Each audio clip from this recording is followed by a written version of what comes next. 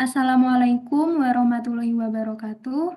Kami dari kelompok 12, kelas Desain dan Analisis Algoritma A, akan mempresentasikan hasil kerja dari kelompok kami. Di sini kami menggunakan metode Transform and Concur dengan studi kasus pre-sorting. Sebelumnya, perkenalkan dulu anggota dari kelompok kami, kelompok 12. Perkenalkan, nama saya Nurita Indah Amalia, NIM 2024 1010 219. Dan saya Imratul Fitria dengan NIM 2024 1010 2032. Dan saya Laida Lavenia, NIM 2024 1010 2041. Jadi di sini ini merupakan outline yang akan kita bahas ke depannya nanti. Yang pertama ada strategi problem solving, yang kedua cara kerja algoritma, yang ketiga kode dan running program, yang keempat penggolongan algoritma, dan yang kelima efisiensi waktu. Jadi yang pertama yang akan kita bahas yaitu strategi problem solving. Jadi pada strategi problem solving, di mana pre-sorting yang kita bahas itu menggunakan metode transform and concur. Jadi metode transform and concur itu merupakan metode yang bekerja dengan dua tahap. Yang pertama itu menggunakan tahap transformasi, yaitu modifikasi masalah agar lebih dapat menerima solusi, dan yang kedua yaitu tahap penyelesaian atau tahap concur, yaitu penyelesaian masalah. Jadi seperti pada gambar di bawah ini, ketika kita mendapatkan suatu contoh permasalahan, kita bisa mentransformasikannya ke dalam tiga variasi ini. Yang pertama bisa dengan kita buat ke dalam contoh yang lebih sederhana, atau yang kedua bisa kita representasikan permasalahan tersebut, dan yang ketiga bisa kita buat suatu contoh masalah lainnya. Lalu setelah selesai ditransformasi, kita akan masuk ke dalam tahap penyelesaian masalah hingga mendapatkan solusi. Dan terdapat tiga variasi berdasarkan cara melakukan transformasi, yaitu yang pertama ada instant simplification.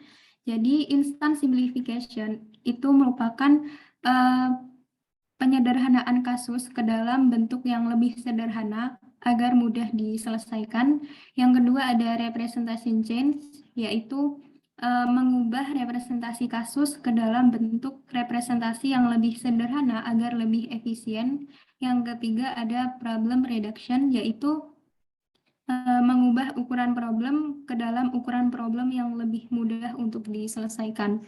Dan pada penyelesaian masalah yang kita gunakan yaitu pre-sorting itu masuk ke dalam instant simplification. Dan yang kedua, topik bahasan yang kedua yaitu cara kerja algoritma. Di sini algoritma yang kita gunakan, kita beri nama algoritma uniqueness checking dengan parameternya berupa array A yang berisi bilangan cacah 0 hingga n-1. Jadi, algoritma uniqueness checking ini berfungsi untuk mengecek keunikan elemen dalam sebuah array. Dan untuk inputannya itu berupa bilangan integer array A yang berisi bilangan cacah 0 hingga n-1. Dan untuk outputnya itu akan menghasilkan true apabila tidak ada elemen yang sama pada array, dan akan menghasilkan false apabila ada elemen yang sama pada array. Dan selanjutnya kita menggunakan fungsi sort untuk melakukan pengurutan pada array A yang berisi bilangan cacah 0 hingga n-1. Lalu selanjutnya kita melakukan perulangan dimulai dengan indeks ke 0 hingga n-2. Lalu selanjutnya kita akan melakukan pengecekan pada array A, indeks ke 0, indeks ke i0, apakah indeks ke i0 itu sama dengan indeks i+1 atau indeks selanjutnya. Selanjutnya kemudian akan menghasilkan false apabila ada elemen yang sama pada array. dan akan menghasilkan true apabila tidak ada elemen yang sama pada array A. Oke, selanjutnya yaitu kode dan running program.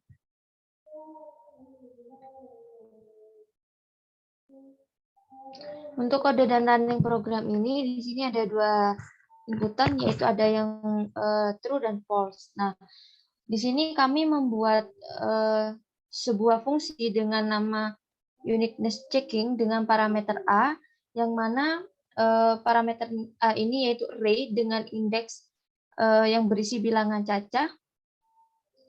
Nah, selanjutnya di sini fungsi ini digunakan akan menghasilkan true atau benar apabila pada elemen ini tidak ada elemen yang sama. Nah, selanjutnya di sini ada sebuah perulangan yang mana for i in range sepanjang parameter A. Lalu di sini juga ada perulangan J, namun perulangan J ini akan dilakukan ring setelah I. Mengapa? Karena perulangan J ini merupakan perulangan kedua setelah I. Nah, setelah itu perulangan J ini akan di ring setelah I plus 1 sepanjang parameter A.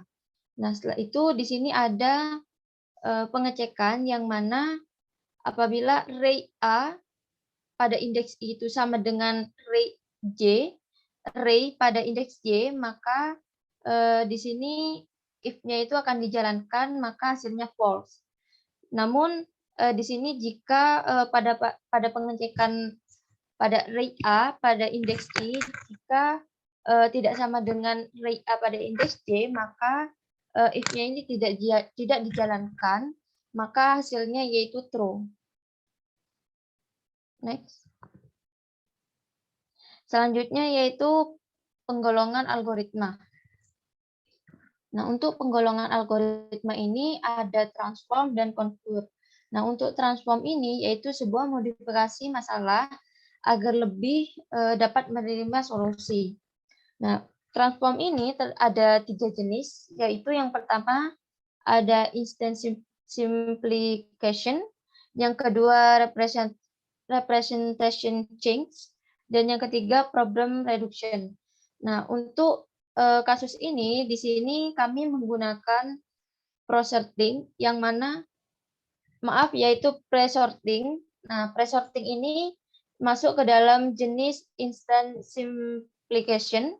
Nah, instant simplification ini yaitu sebuah transformasi untuk menyederhanakan yang sesuai dengan contoh masalah yang sama. Ya, selanjutnya yaitu conquer. Conquer ini adalah sebuah tahap penyelesaian masalah dari kasus tersebut.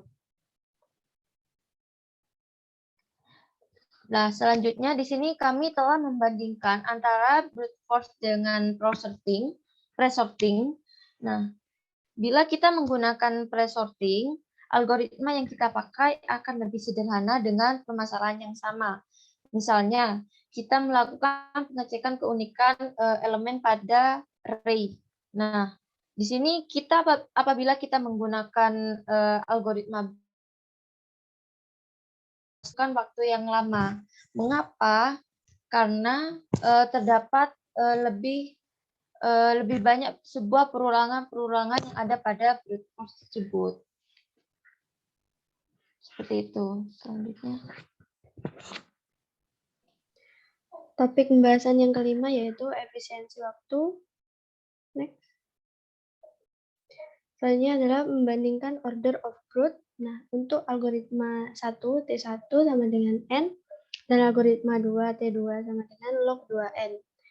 Membandingkannya menggunakan rumus limit, jadi limit N menuju tak hingga T1 per T2, lalu sama dengan limit N menuju tak hingga N per log 2N, hasilnya adalah tak hingga. Karena hasilnya tak hingga, maka order of growth T1 lebih besar dari order of growth T2.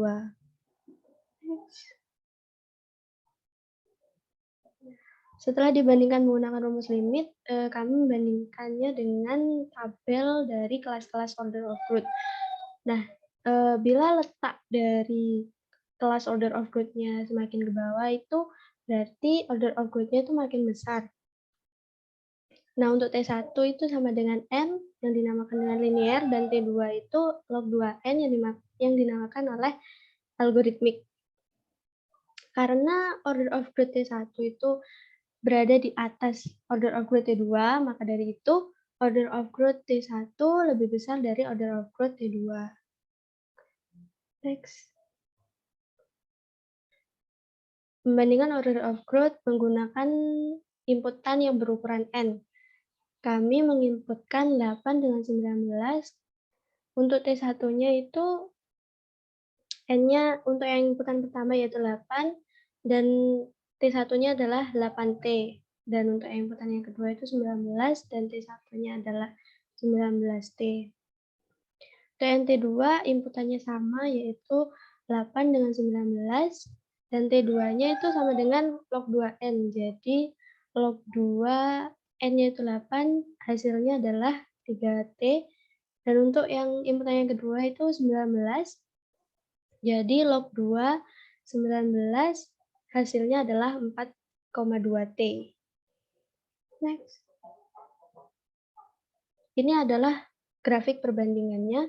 Jadi untuk garis yang kuning itu adalah untuk T1, dan garis yang hijau ini adalah untuk T2. Jadi titik pertama dari T1 adalah 8, dan titik keduanya adalah 19.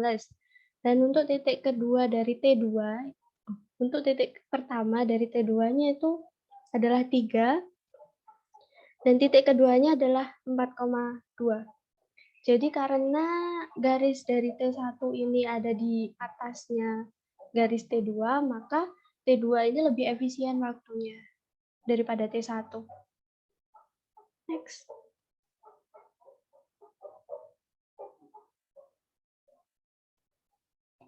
Oke, mungkin cukup sekian presentasi dari kami. Kurang lebihnya mohon maaf.